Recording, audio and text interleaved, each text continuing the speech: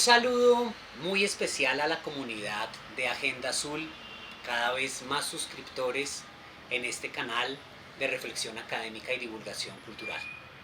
Hoy, en nuestro segundo programa de conversaciones, tenemos el honor de que nos acompañe Omar Bula Escobar, uno de los geopolíticos más reputados del mundo, con un currículo suficientemente amplio.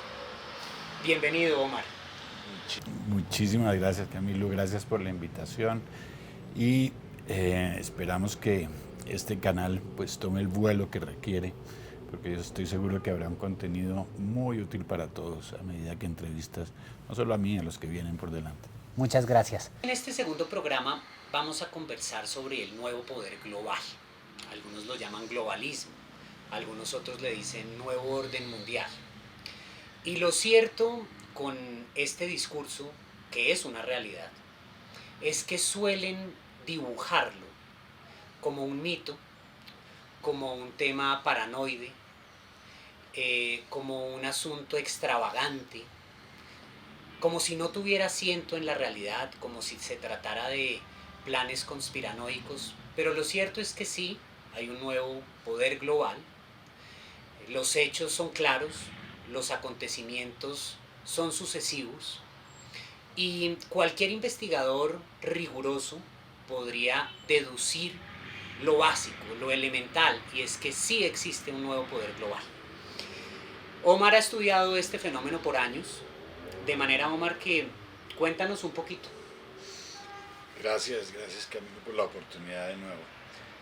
Mire, yo creo que América Latina es una de esas regiones congeladas en el tiempo. Nos congelamos en el siglo XX e inclusive otros continentes no han percibido el avance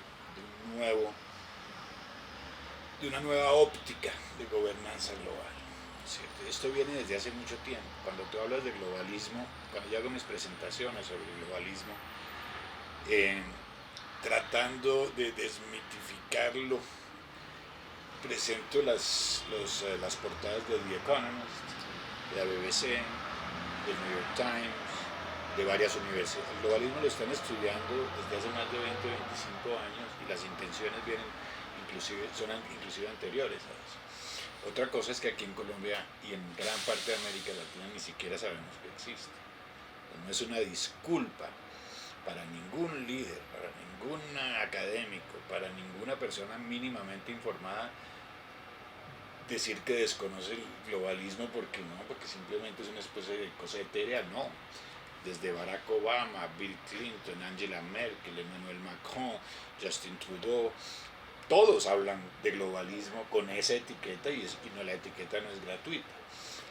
La etiqueta no es gratuita porque esto lo que muestra es una evolución de la gobernanza global desde la fundación de las Naciones Unidas después de la Segunda Guerra Mundial, en el que se crea un multilateralismo en principio para gobernar este mundo tan complicado con base en Estado-Nación, respetando la soberanía. Eso es lo que dice la Carta de las Naciones Unidas, la soberanía de cada nación, y eso ha ido evolucionando con el argumento, que no deja de ser válido hasta cierto punto, de que asuntos como el cambio climático, las pandemias, los derechos humanos son transnacionales y por ende requieren de algún tipo de gobernanza global.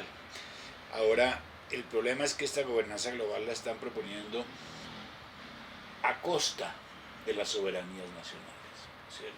Y básicamente ya estamos viendo hoy en día, para los que siguen siendo incrédulos, de manera muy concreta, la semana pasada, del 22 al 26 de mayo, se reúne el World Economic Forum en Davos y se reúne la Organización Mundial de la Salud en Ginebra, prácticamente simultáneamente, y se discute un borrador en el cual básicamente se le entrega a la Organización Mundial de la Salud la gobernanza global de la salud por encima de las soberanías nacionales.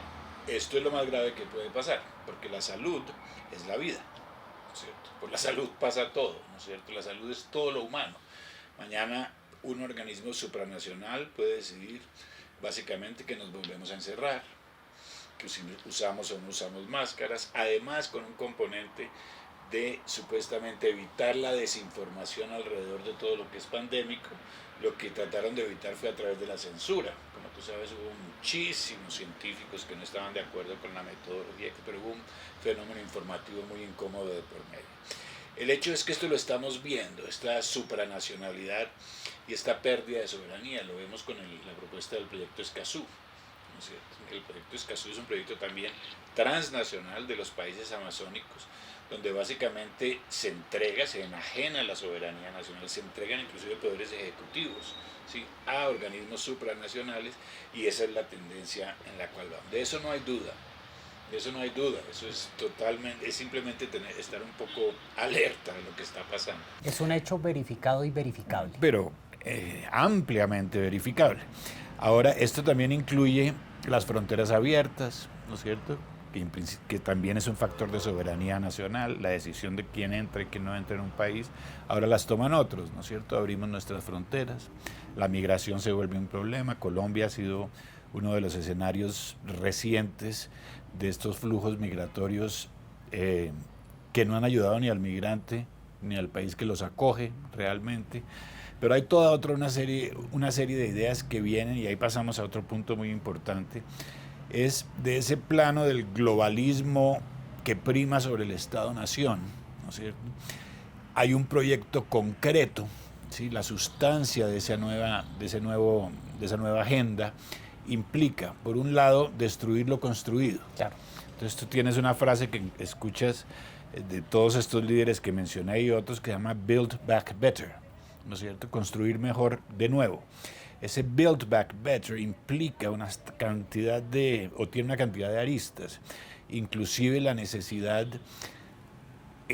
expresa en el foro de Davos de que los Estados Unidos deje de ser una potencia unipolar, ¿no es cierto? Y estamos viendo como se está básicamente, ¿no?, como dicen por ahí, el imperio está cayendo. Estados Unidos está en una situación muy crítica como nunca antes en su historia, desde el principio del gobierno Biden. Y dirán, es que es trumpista. No, es que cuando Trump estuvo ahí tenía la mejor economía de la historia. Yo les muestro cifras, yo no estoy dando opiniones aquí, podría ser Juan Valdés, como digo yo en algunos casos. El hecho es que también implica una destrucción del andamiaje de los valores judeocristianos, porque los valores judeocristianos son los que han mantenido a Occidente. Que uno sea creyente o no, puede creer en Dios o no, eso no es, pero son la plataforma de lo que hemos vivido en la sociedad más avanzada de la historia. Eso es muy cierto. Justamente, bueno, el temperamento de este canal es conservador, y los conservadores reconocemos que hay patrimonios y herencias que son dignas de conservarse. Una de esas es la cristiandad. Como bien lo decías, básicamente sobre la cristiandad y sus legados en lo estético, en lo ético, en lo político, en lo jurídico, pues se ha cifrado Occidente. Cuando uno examina esta cantidad de agendas multilaterales, en lo moral, en lo jurídico, en lo político y en lo económico, en alguna medida, uno encuentra que se asaltan los valores judeocristianos. Y uno se preguntaría, ¿por qué? Es una suerte de necesidad de refundación del Estado. Pero esto me lleva a una pregunta muy concreta en este nuevo poder global que, entre su agenda de refundación estatal, ataca la cristiandad, y es los organismos multilaterales, Omar. ¿Cuál es el rol? ¿Cuál es el rol de los organismos y por qué el ataque a lo cristiano? Hay que entender el multilateralismo primero. El multilateralismo no es exento de influencias políticas, ¿cierto? Son organismos políticos. Yo trabajé con la ONU 22 años, vi los vaivenes y las entrañas, ¿no es cierto?, de un multilateralismo en un contexto histórico muy diferente al actual. Cuando hablábamos, yo entré en el 89, en ese momento caía el muro de Berlín, el mundo entero se desarmaba, todo ese orden mundial, que cuando habla la gente de órdenes mundiales, pues el orden mundial siempre ha cambiado desde que empezó la historia, ¿no es cierto? Los poderes cambian, las influencias cambian, etc. Esas Naciones Unidas estaban entonces primero se encontraron fuera de contexto, porque funcionaron sobre todo durante la Guerra Fría, ¿no es cierto? De pronto se quedaron, no solo las Naciones Unidas, la OTAN, una cantidad de organizaciones que se habían construido alrededor de los paradigmas de la Guerra Fría, pues cambian de contexto. Esa ONU empieza a evolucionar, pero con ciertas fallas intrínsecas. Primero que todo, una falta de representatividad en el nuevo contexto, donde ya en el Consejo de Seguridad, por ejemplo, en el 45, ¿quiénes son los que están en el Consejo de Seguridad? Están todos menos los que perdieron la Segunda Guerra Mundial, Alemania, Japón e Italia, que hoy en día son grandísimas economías. Japón, una de las más grandes, Alemania, la más grande de Europa, e Italia también en el G20. Entonces ya no hay representatividad. También tenemos la India, Brasil, África del Sur, por eso se crean los BRICS, etcétera, etcétera. Hay una cantidad, hay una proliferación de organismos multilaterales, todo producto de la falta de representatividad de la arquitectura central de las Naciones Unidas. Esto acompañado por una enorme burocracia, ¿no es cierto? Una burocracia muy, muy grande. Entonces, yo estuve cuando yo estaba en Roma, entre otros de los sitios donde trabajé con Naciones Unidas, en la Secretaría de la Junta, y vi de cerca un proceso de reforma.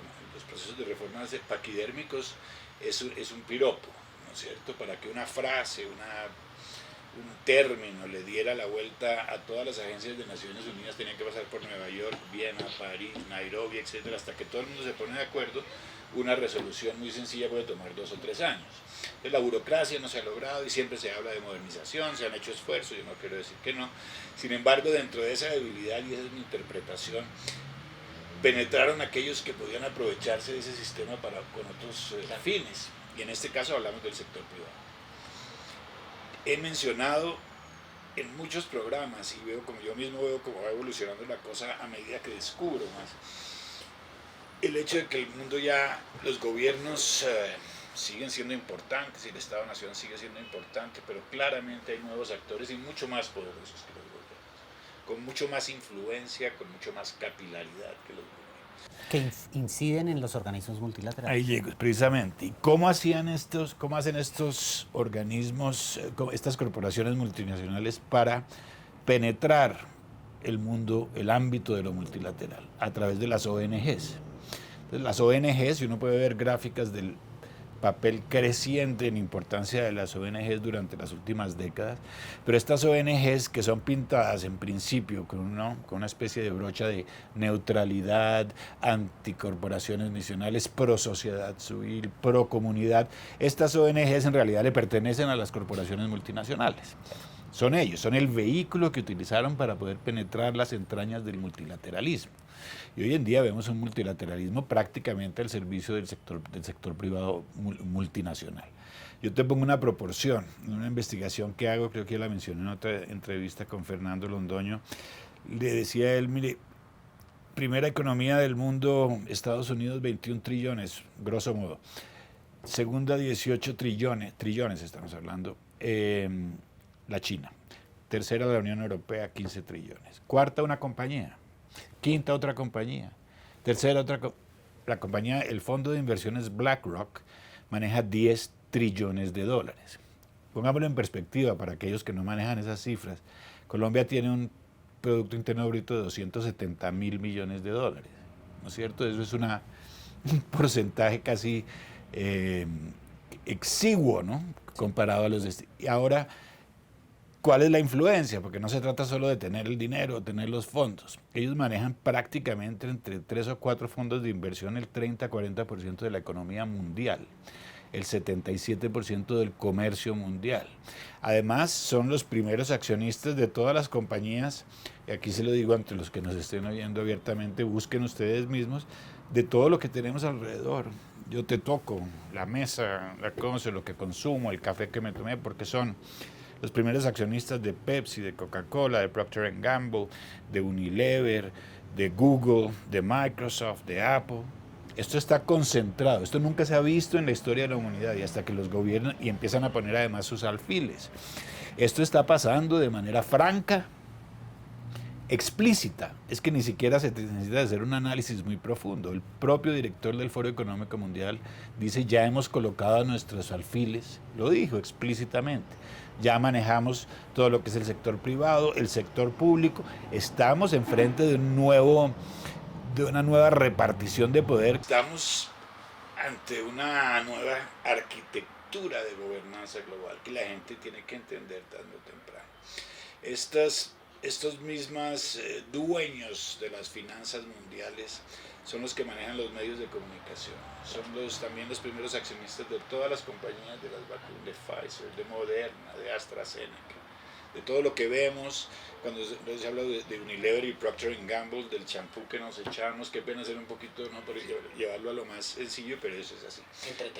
Entretenimiento. No, hagan su propia investigación.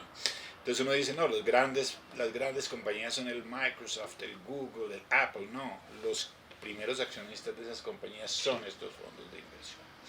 Estos fondos de inversión están tomando las decisiones en Davos, en el World Economic Forum. ¿Cuál es el papel del multilateralismo, para volver a lo que hablamos, y de los gobiernos en ese sentido? Pero se invita el World Economic Forum a participar. El presidente de Colombia hasta escribió un libro con Charles Schwab del World Economic Forum.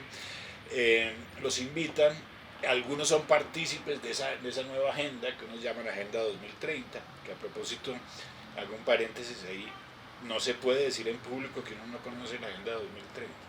Uno puede decir que no conoce las intenciones de la Agenda 2030, pero la Agenda 2030 está en todo. Abran su periódico, abran cualquier web, todo el mundo tiene los ODS, cómo seguimos, la sostenibilidad. Eso hace la Agenda 2030 está publicada, es un documento oficial de las Naciones Unidas y una decisión oficial de las Naciones Unidas. O sea, que el que diga yo no conozco la Agenda 2030 es porque no se ha informado. Lo que sí puede desconocer son las intenciones de la Agenda 2030, y eso hay que dejarlo muy claro, porque me incomoda cuando dicen la Agenda 2030 es una especie de teoría de conspiración. Sí, eso es como decir que el plan de gobierno también es una teoría de conspiración. Eso está escrito, es la intencionalidad detrás de esto. Entonces, esa Agenda 2030, cuando tú ves la desproporción en Davos, se sientan los gobiernos y se sientan las multinacionales privadas. Ahora, las multinacionales privadas tienen 26 trillones de dólares. ¿Cuánto tienen los gobiernos? Una nimiedad. Las Naciones Unidas tienen 50.000 millones de dólares al año. Es el 0.005% de lo que tiene una de las empresas, que maneja absolutamente sus cadenas de suministro, que es lo que estamos viviendo hoy en día. Esta empresa BlackRock está generando una crisis en Estados Unidos por la compra en el mercado inmobiliario. Está comprando prácticamente todas las casas familiares de los Estados Unidos.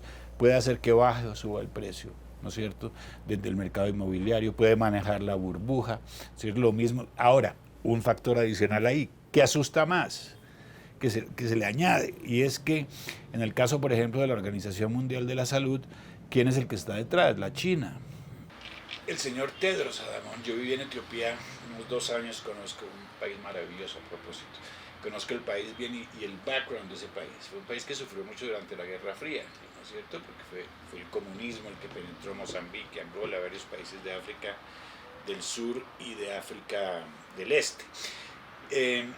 Fue colocado ahí, esto es Vox Populi, lo repito y lo digo siempre, es Vox Populi, porque además está clarísimo en las propias notas de las reuniones del Consejo de Administración de la Organización Mundial de la Salud, lo colocó ahí la China.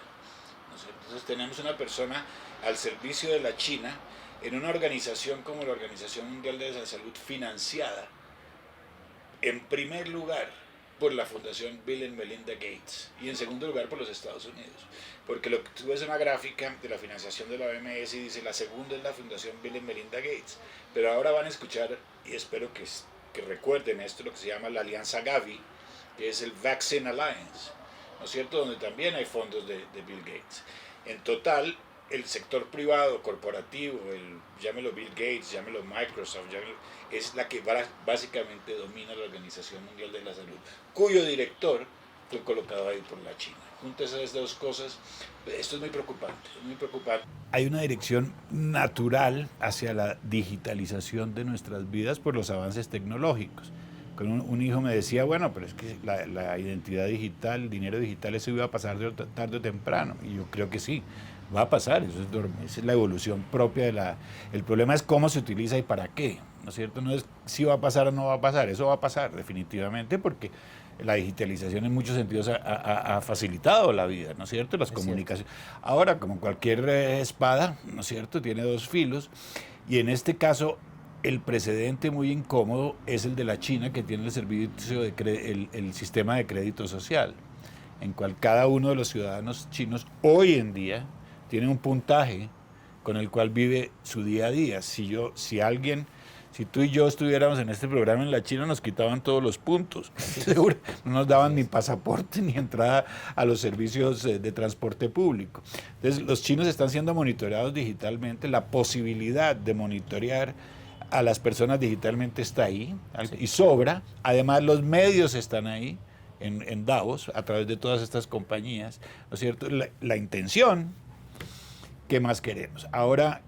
Hay un apunte para nuestra comunidad, porque son muchas ideas, todas muy interesantes, para que no se pierdan. Podríamos resumir el tema así: fondos de inversión privados que financian organismos multilaterales y que ponen a su vez alfiles en los gobiernos nacionales.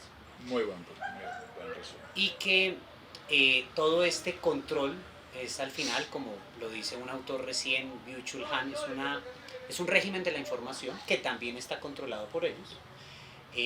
Es una vigilancia transparente, porque nosotros mismos contribuimos con nuestra adhesión a las redes, somos presos de unos algoritmos pensados, calculados para conducir la opinión pública a determinados lugares. Eso es lo que se llama hoy en día la psicopolítica.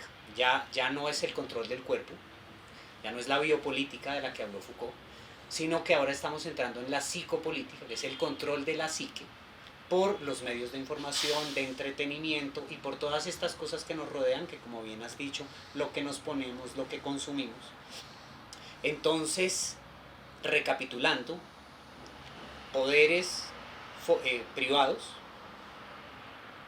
penetran organismos multilaterales, estos ponen fichas en gobiernos nacionales y conducen las ciudadanías como borregos hacia donde las quieren llevar. Básicamente... Muy bien resumido, y yo creo que la síntesis no carece de sustancia, toda, de los de A a Z, lo que acabas de decir. Ese es el propósito, sin lugar a duda. Yo les recomiendo que escuchen a una persona que se llama Yuval Hariri, claro, que es el brazo derecho del director del Foro Económico Mundial, del presidente. El presidente Charles Schwab, que mencionó la semana pasada que el futuro lo definía el foro, ¿cierto? Nosotros aquí dentro de estas paredes, dijo él, decidimos el futuro del mundo. Estas son personas que nadie eligió. Sí, ¿no? Esto en el momento en que el supranacionalismo entra en juego, se acaba la democracia casi por definición, ¿no es cierto? Una democracia digital totalmente ¿no es cierto?, de pacotilla, diría yo en un momento dado.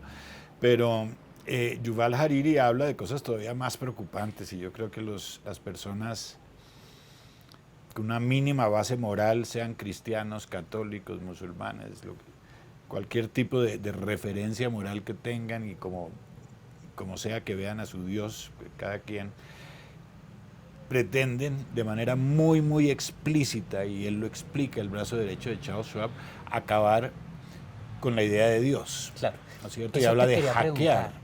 ¿Incomoda el cristianismo? Les incomoda. Pero el cristianismo es un obstáculo gigantesco, sí, ¿no es cierto? Porque precisamente los valores que vivimos hoy, como el de la familia, ¿cierto? Valores que... Yo veía un documental hace unos días y realmente se me hace increíble. Mostraban a un elefante en caló, pues estaba, ¿no es cierto?, en su momento buscando su elefanta. Y había unos perros salvajes en el abrigo, entonces no podían pasar porque este elefante los interrumpía, y dijeron, no, ahí no nos metemos, el elefante, imagínate semejante edificio. Entonces les tocó darle la vuelta al elefante y llegaron donde sus crías, pero las crías estaban regadas por todas partes. Inmediatamente cada cría con su madre se encontró, y eran cientos y cientos y cientos, ¿no es cierto? Hay un libro de Pierre Moscovici que yo leí hace muchísimo tiempo en la universidad en Bélgica, que se llamaba Société contre Nature, la sociedad contra la naturaleza.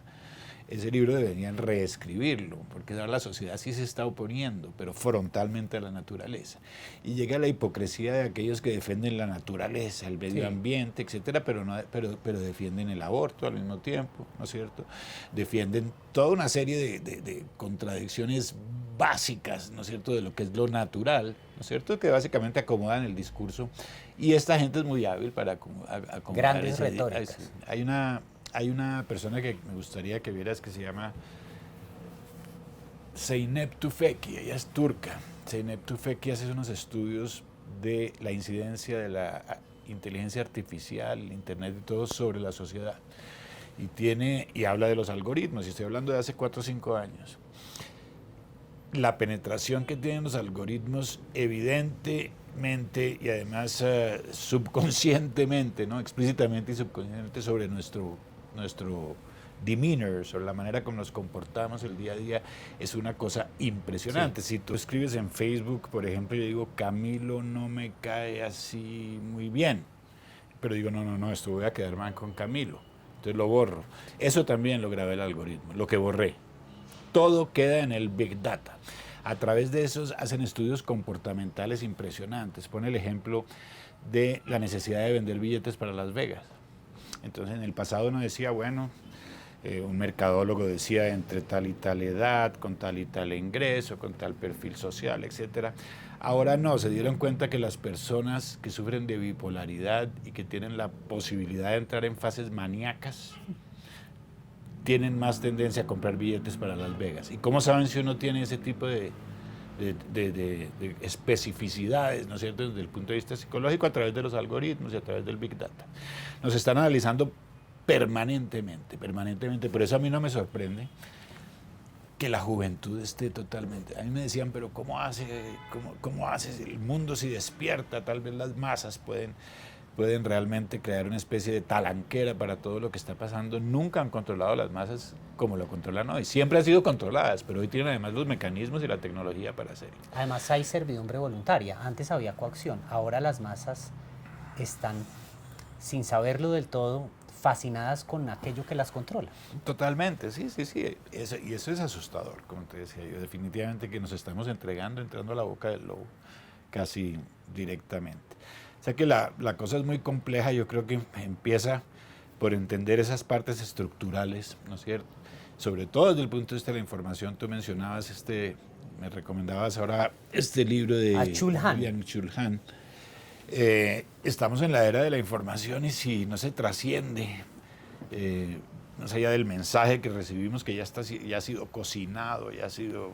Claro. ¿No es cierto?, acomodado de todas las maneras posibles, pues es imposible que tengamos un punto de vista más o menos sensato en cuanto a... Y además, fíjate este contrasentido.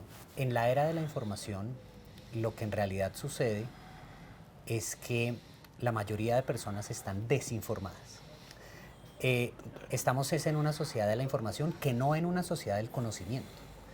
La gente no va a las fuentes, no profundiza, no se entera de los conceptos que vertebran la información, sino que reciben lo inmediato, lo ligero, lo fácil, lo digerible, y en realidad basan su vida, sus opiniones, su voto democrático, sus preferencias en las informaciones que les llegan, que, como bien lo has expuesto, son informaciones pensadas para ciertos propósitos. Claro que sí. Mira, la manipulación de la información es tan vieja como la humanidad, ¿no es cierto? El mensajero que le llevaba a caballo a Enrique VIII, sí, lo que estaba pasando en la época en que se crea la escisión con la iglesia y que se separa ese mensaje. Había 2 mensajeros, estaba viendo, uno le mandaba un mensaje, otro le mandaba otro mensaje y él tenía que descifrar cuál era el verdadero. Que los fake news no son cuestión de nuestro tiempo. Claro. Ahora el problema ahora es la manera tan elaborada como pueden llegar con psicólogos sociales. Sí, claro. ¿No? Es una cosa muy impresionante. Yo me acuerdo, para comentarte lo de Saddam Hussein que habíamos hablado en un momento. Por supuesto. Yo estuve en Irak y tuve ese retiro lo dicho, sí. Tuve la oportunidad de conocer a Saddam Hussein y me di cuenta también de un fenómeno informativo muy grande ahí. La información que Saddam le pasaba a su gente era, y al mundo, estamos desnutridos a raíz de las sanciones, sí. ¿No es cierto? La información que el mundo manejaba, muy parecido a lo de Ucrania y Rusia hoy, ¿no es cierto? También una división de información total. La información que el mundo decía, Saddam está matando a su gente de hambre, no son las sanciones, ¿no es cierto? O sea que para la academia, por ejemplo, yo no me doy cuenta, sabiendo que muchos profesores muy destacados enseñan estos fenómenos y que saben que hay esa duplicidad informativa. Hoy, sin embargo, caen y se van por ese agujero de worm, ¿no es cierto?, de gusanos, como se dice en inglés. Bueno, porque la academia también está tomada, y eso hablábamos claro, esta mañana. Hay supuesto. una invasión de la academia también muy gradual, pero muy bien pensada. Muy bien pensada. El progresismo ideológico ha colonizado, yo te diría que el 70% de universidades del mundo, y ahora ha penetrado mucho en la educación media en los colegios. Si uno se toma el trabajo como académico o como padre de familia de averiguar los planes de estudio, puedes encontrar claramente una agenda anticolonialista, indigenista, con enfoque de género, ideología de género, proabortista, entre otros muchos elementos de análogo tenor, que se corresponden con la progresía global. Total. Si un docente, esto lo conversaba en una entrevista anterior, aplaude, fomenta, desarrolla ideas progresistas, es consentido por el establecimiento universitario. Si un docente defiende ideas de la cristiandad, de la catolicidad, del conservadurismo, es caricaturizado, ridiculizado, mediatizado e incluso en algunos escenarios judicializado. El tema no es gratuito, es pensado, y eso pasa, y ahí es donde podemos entender también parte de la opinión de las juventudes. No es una gratuidad, ¿no? Es una cosa controlada por el establecimiento académico. Para nada, yo lo veo en los jóvenes que yo conozco muchos, porque tengo los amigos de mis hijos, ¿no es cierto? Claro.